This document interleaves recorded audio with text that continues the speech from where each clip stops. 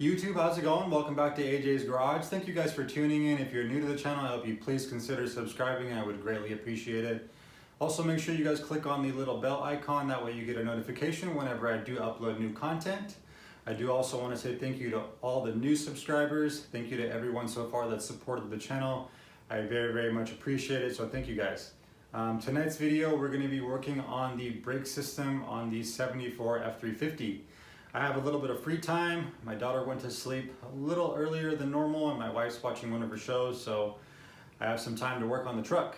I'll explain a little bit why we're doing the brakes in a second, but let's get started.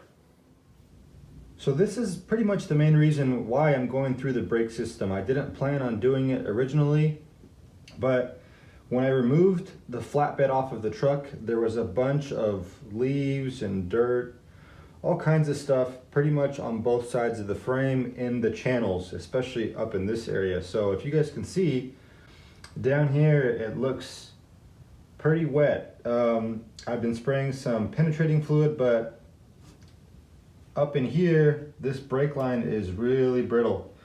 As you guys can see, that's falling apart. So all the leaves and dirt and stuff that kind of accumulated in here trapped moisture, especially in this area versus the rest of the channel. But you can see how corroded this line is, and I'll get you guys a better look once I get it off. But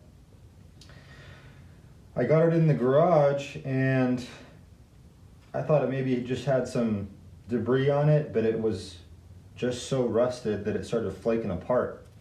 So we're gonna get this off.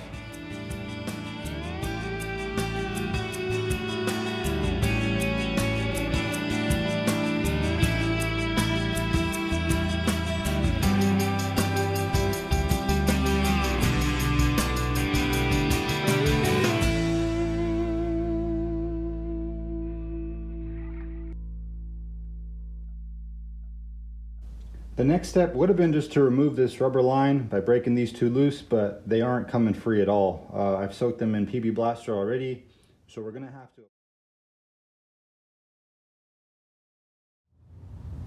Well, this is where I'm currently at. I definitely didn't want to take it this far, but there's no going back now. So both of these lines just didn't want to break loose at all. Even after some heat, they still weren't budging. Definitely got a little bit frustrating, and then I couldn't quite figure out how to get this off, but was able to get everything off. We'll have to make a new brake line on the short side here of the axle. So we'll have to place one from the rubber line to this side, and this one still does not want to come loose. So the bracket and the rubber line is held on through the breather for the axle. So that's how that is held in place with this here. So we'll just thread that back on, put this back in. I did drill a hole in this just because the new line is a little bit different. Whereas the old line had this kind of shape down here at the bottom and it was wedged in. So we'll get this back on the truck. We'll get the new line connected, and then we'll start making some brake lines. So you can see this is the one that ran down the frame. Still's got a bunch of brake fluid. Looks really corroded. Even the threaded piece is stuck and seized on this. It's not spinning at all. So that's why I just twisted and snapped off. But I did order a kit, brake line coil kit from Lifetime Lines. I got this off of Amazon. This is 25 feet, and then it comes with a bunch of fittings. Luckily, I should be okay. So this will be my first time bending and making some brake lines. So let's get started. All right, guys, so the rubber line is installed. The replacement section of brake hardline is also installed, and it really wasn't that difficult. It was a little bit awkward just because of the length of this section of hardline. I flared this end and got the fitting connected, so I started back here and just kind of followed it and tried to keep it kind of close to the original as far as where the bends were, but for the most part I just tried to keep it nice and straight. It's tucked up well along the frame and doesn't really have too much play. I reused the original clips where I could. There was 2 of them, and then I just connected it back up to the front there. So as you guys can tell, I've already got started on this driver's side rear brake line. I cut a section of hardline a lot longer than I needed to, just to account for any bends, and just makes it a little easier so you're not too worried about it being short. But I got it secure to the brake drum on the back here, so this is all good. I did mark it here. I don't like how close it is to this U-bolt, so I'm going to bend that out once I remove it. But the next part is just getting it to hook up to the rubber line here. Now, the difference between this replacement and the original one is it's kind of at an angle, which I actually like, because I'm going to be able to just kind of bend the line here. Now, if you have a bender, you can use it, but it really isn't too difficult to bend on the vehicle or by hand. So just needs to come back a little, kind of like that, and then down a little there. And I'll mark it with some Sharpie, probably cut it a little longer than it needs to be, just so that when I flare it, I can kind of still play with the bends and move it around if I need to. So we'll get this off the truck. I'll show you guys how to flare this, and then we'll get it back installed. So I've got this section of hardline off the truck, and now we just need to flare this end. So this is where I marked it. So we're going to cut it using this little cutter here.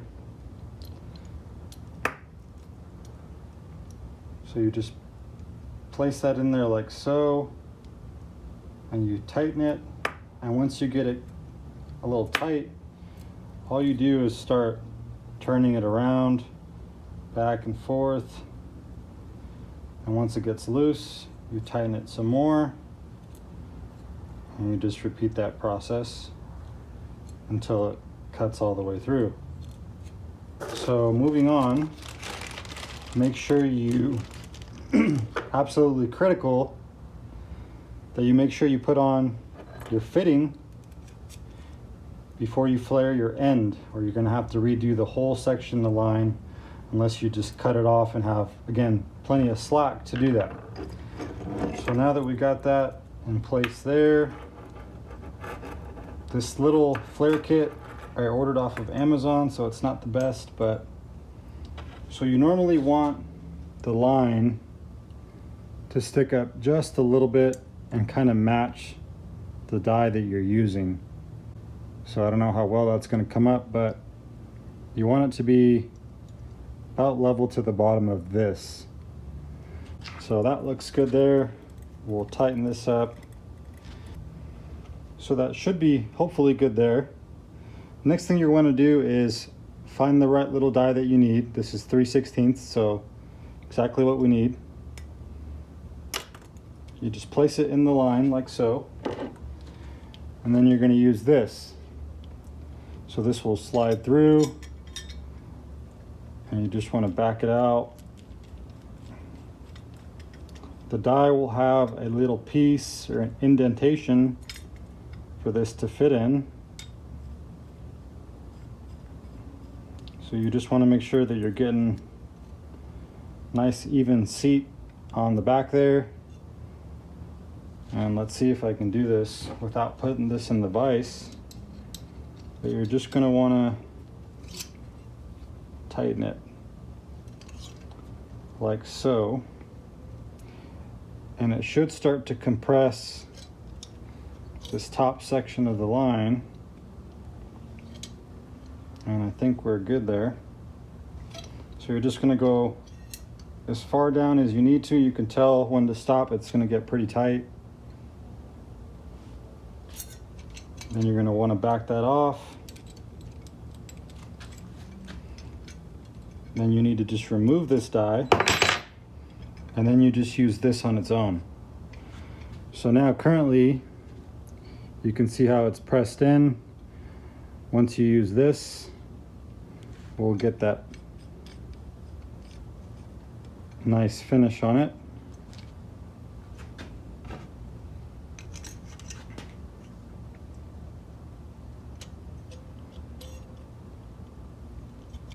And this is what you should end up with.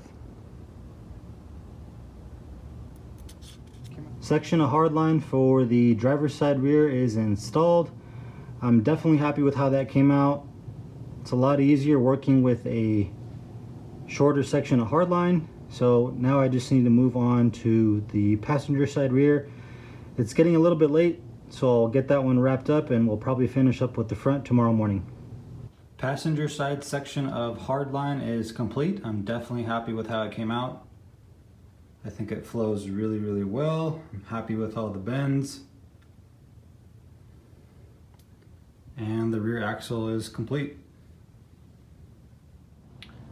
Alright guys, so continuing on from last night, now we're moving on to the front of the truck. I was able to replace that section of hardline and the rubber line at the back.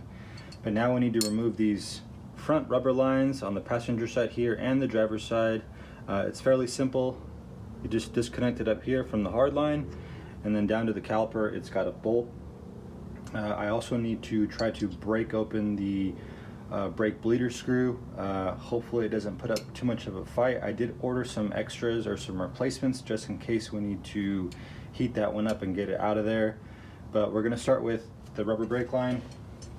It definitely helps to have the right tools. That way you're not stripping the end of it. So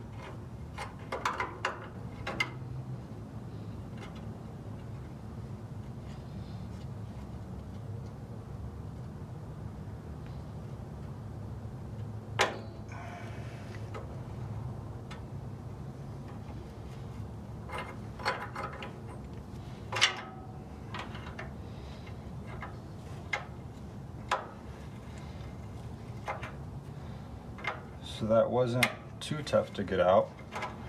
Just kind of had to find the right leverage angle, and pretty simple. Comes right out.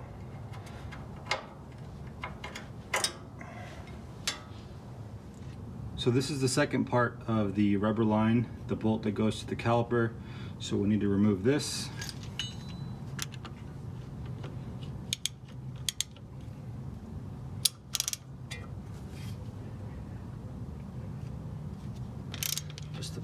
Apply some light pressure, nothing too tough to start. Want to make sure you don't damage anything, but it's coming out pretty easily now. So now that I got the rubber line out, let's see if I can give you guys a decent view. You can see how rough this is and just kind of falling apart, but it's definitely super cracked and corroded just like that all over. On the other side here, so probably the originals, so definitely time to replace them. Moving on to the brake bleeder screw here, and just like with a lot of things on these old trucks, they definitely put up a fight, so I'm assuming this isn't going to be any different. This has probably not been touched in quite some time. I've been soaking it in penetrating fluid since last night and some more this morning. So hopefully we can get it to break free. I doubt it's gonna come free with just a socket. It's actually a 10mm that'll fit. And I don't wanna apply too much pressure and snap this off, just because then you more than likely have to replace your caliper. So I bought a little propane torch just in case. So we're gonna heat it up and cool it down repeatedly. That way it expands and contracts with the temperature changes, and hopefully it starts to break free a little bit. So we'll do that and see if we can get this off.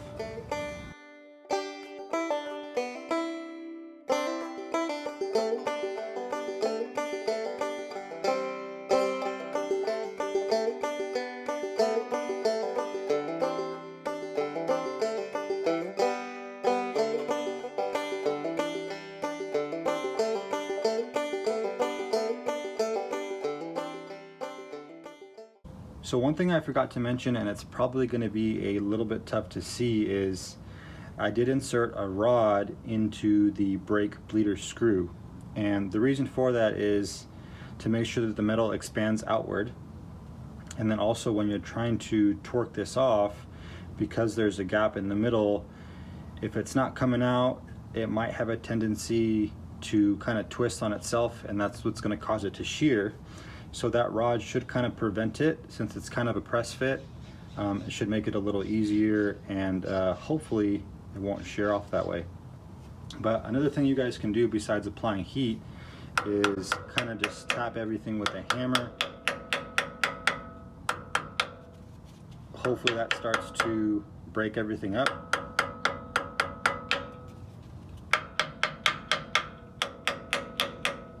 But we'll continue with a few more heat cycles and try to break it loose.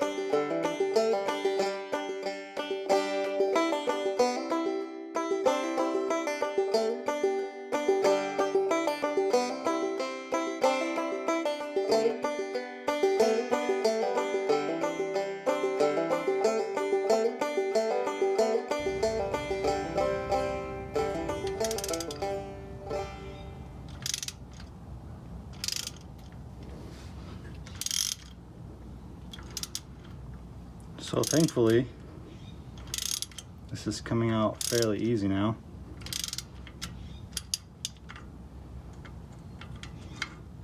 So you can see all the debris and rust that's coming out of there as you're backing it out.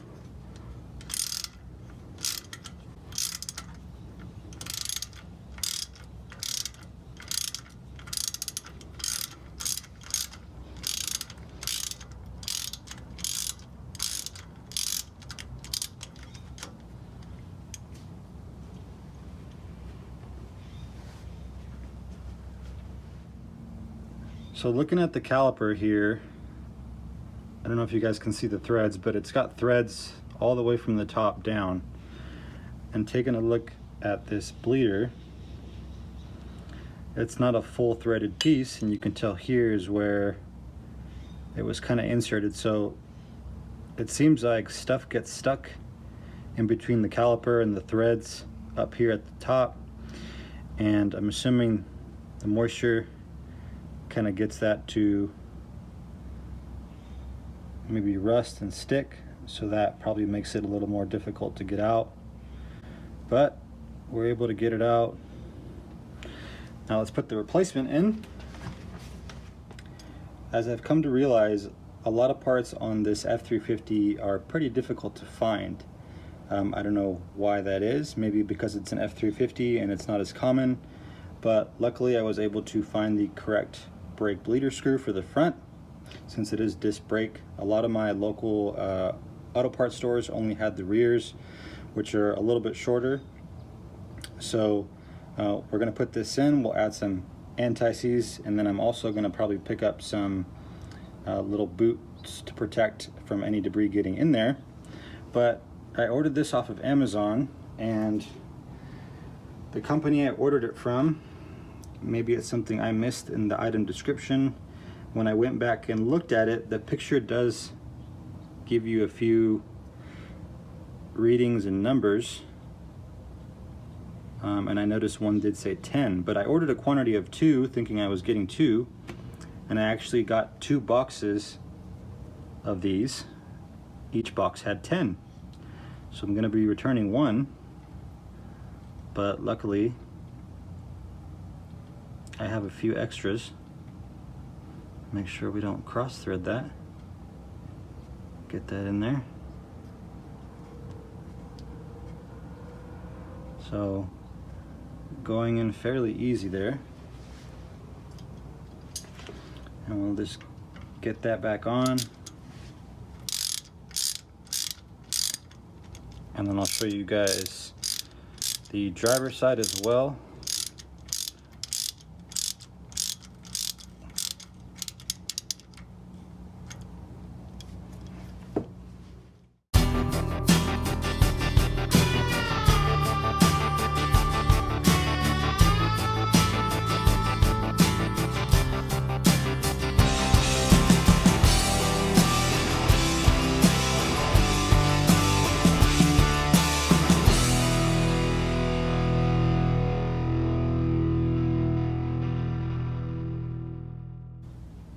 Passenger side is now done. We got the new brake bleeder screw. Rubber line is in. I just need to do the same to the driver's side. So I'll show you guys when I get that wrapped up. But one thing I did notice is this rotor is probably going to need to be replaced. It's got this really bad groove in it here and one right above it. See if I can get you guys a view of it there. Yeah, that's really bad. The pad has that same type of pattern in it, so I'm not sure what would have caused that. But for now, we'll get this on the road, and I will have to replace these probably pretty soon. So let's move on to the driver's side. Driver's side is now done, and it was pretty much the same process as the passenger side except for two things.